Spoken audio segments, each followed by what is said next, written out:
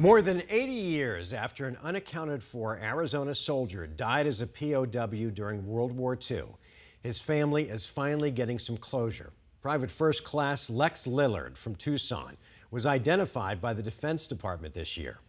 Colleen Sikora spoke with living relatives who are now making preparations for him to come home.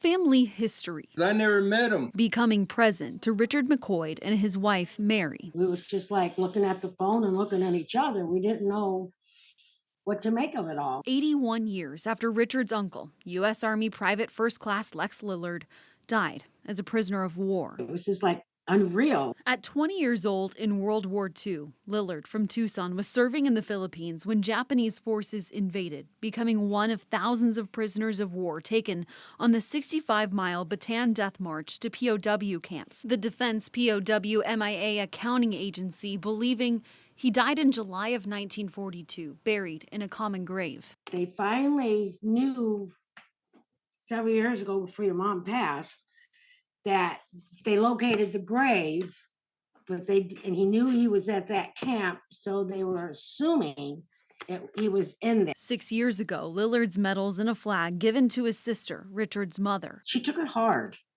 She took it very hard. She had closure, but she knew she wasn't going to be able to see him, so she told us make sure we put him and her together. This year, Defense Department scientists able to identify Lillard through anthropological analysis, circumstantial evidence, and mitochondrial DNA. We need to pay him with every honor there is in this world because he gave the ultimate sacrifice for his country, in a horrible way. Arrangements are now in the works to get his remains back to Oklahoma, where Richard and Mary live, brother and sister, to be back together on their property for services and honors he was never given, becoming no longer lost history. He's coming home, and I just wish there were so many others that could come home. Colleen Sikora, 12 News.